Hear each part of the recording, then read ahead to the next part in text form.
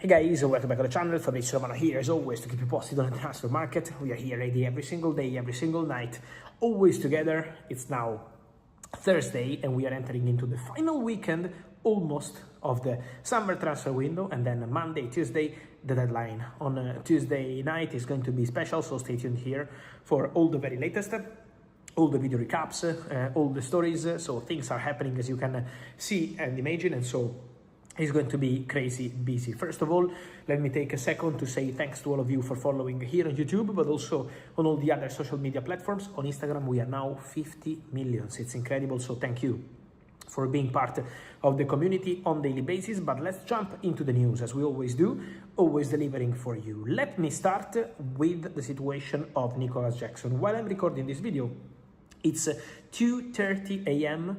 late night here in Italy, where I'm based. And Aston Villa are closing the final small details of the Nico Jackson deal with the players' camp. Everything agreed with Chelsea is going to be £65 million transfer fee. And also, Chelsea, don't forget, they sold Liam Delap to Nottingham Forest. Then they got a deal done also for Nico Jackson and ready to join now Aston Villa, and so it's extra money. Chelsea are going to make more than £100 million from these two players. The next one who could leave on a permanent transfer is Marc Guiu, the Spanish striker. There is Napoli pushing to sign him. Negotiations are quite advanced. Chelsea start at 25 million, Napoli are at 15. There is a gap in valuation, but the negotiations are continuing. The player wants to go to Napoli, and so imagine Chelsea could make more than 120 millions for these three strikers who are not crucial players for Chelsea. That would be obviously important to mention. So I expect the here we go for Jackson in the next hours. Could be any moment from now, because it's just some final details on the contract, but personal terms are almost agreed. And then Nico Jackson, new Aston Villa player. Then important to say also about these stories and talking about the names I wanted to mention to you, that the Julián Álvarez case is going to enter into the final crucial stages. What happened over the last 24 hours? Juan Laporta, the president of Barcelona, took a strong position. Go in public, speak to the club channels. That's a very institutional and strong message. We are waiting for Julián, we are still interested in Julián, we still want Julián. But then, directly from Atletico Madrid, a counter statement to Barcelona saying there is 0% chances we sell the player to Barça. We are the victims, Atletico Madrid say. So Atletico keep closing the doors to Barcelona. Now guys, what's happening with Arsenal? If you follow my channel, and if you're here every day, you know I've been telling you this since 1 week now almost, Thursday, Friday last week. Arsenal are really into it. Arsenal are really working on a Julián Álvarez deal. Arsenal should not be underestimated. Then, can we see Julián Álvarez in an Arsenal shirt at the end of the summer transfer window? This question can only be answered by Julián Álvarez, because Arsenal, according to my information, are ready to proceed with Atletico Madrid. Arsenal would be very ready to make business with Atletico Madrid. There was a meeting in London with Matteo Alemani, director of Atletico Madrid, on Friday last week. Arsenal, financially, with Gabriel Martinelli, who is said to be the next one to join Al Hilal after Ollie Watkins. Exclusive update of the night was on Ollie Watkins joining Al Hilal. The deal is closed. The next one will be Gabriel Martinelli. It's a matter of hours, days. It's almost done. And then we still wait for the final green light from Martinelli to say, here we go. But between clubs, it's almost done. So Arsenal could have extra money to invest in terms of transfer fee. So it's not a financial problem. Arsenal can find a solution in terms of formula, in terms of structure with Atletico Madrid. That's not an issue. The real crucial issue is going to be about the player. Julián Álvarez now has to decide, not today maybe, but in the next days, in the space of a few days, what he wants to do.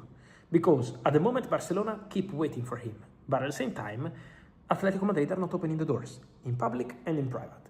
So Arsenal hope that close to the end of the window they can get a green light from Julián Álvarez. Julián can finally pick up the phone when Mikel Arteta is calling, and then Arsenal hope they can really make it happen. But this only depends on Julián. Julián has to decide if he wants to wait for Barcelona till deadline day, if he wants to wait for Barcelona beyond deadline day, something like, okay, I'm not joining this summer, no problem, I stay at Atletico Madrid and we will see in 2027. That's also a possibility. So we should not rule out anything, because Julián has been waiting for Barça, and Barça have been waiting for Julián for a long time. I told you, Lautaro Martinez and all the other big names around, Barcelona are focusing only on Julián Álvarez. Then, on Lautaro, nothing happened because Lautaro is not going to leave Inter. So, it's quite important to say that also the situation of Julián Álvarez is entering into its crucial stages. So we have to follow this situation till the very end. But Arsenal are still monitoring this case.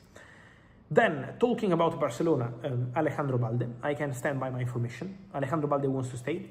Alejandro Balde wants to fight for his place. Alejandro Balde doesn't want to leave Barcelona. Alejandro Balde is in fantastic relationship with all teammates in the dressing room. So Balde wants to stay. So unless there is a very big proposal from now to deadline day and Barcelona decide to accept, in that case, Barça to push Alejandro Balde to leave, well, in that case, Balde will go. But if it's not Barcelona pushing him out, and again, it has to be a top club, Balde is not accepting normal clubs, good clubs, top European clubs or nothing, well, in that case, Balde is more than happy to continue at Barcelona. Then, we have also to mention the situation of Bradley Barcola. I told you in one of my last videos here on the channel, I don't remember which one, but in the last 2-3 days, I told you several times, I think the real next update has to be, here we go. Coming here and tell you, okay, they're negotiating, okay, they're talking, the deal is on. The deal is absolutely on. I can understand a little bit the frustration because Liverpool fans heard me on this channel for 3 months telling you Barcola, Barcola, Barcola, Barcola, Barcola. At the beginning there was excitement because there were many reports saying Barcola is untouchable, Barcola is not for sale, Barcola is not available, and many fans said, why you are the only one talking about Barcola? Now after 3 months everyone is talking about Barcola and you are waiting for the final verdict. But Liverpool are on it. The conversation is ongoing. Liverpool are working on it. Barcola is waiting for Liverpool. So the deal is absolutely on and proceeding. The deal arrived to the highest level possible. It's not only on the sporting directors now. It's not only about Luis Campos, Richard Hughes and all the others. Even the owners of the clubs, Nasser Al-Khelaifi and all the Liverpool side with Family Group and also the new co-investors at Liverpool, they are all working on this deal for Bradley Barcola. So now the deal is at the highest level possible in terms of people involved. So let's follow the case, but any moment could be the moment for Bradley Barcola. So stay tuned because many things are happening. So let's follow these and much more, guys, here on the channel together as every single day. So I remind you to like this video, to turn on the notification bell, to subscribe to the channel.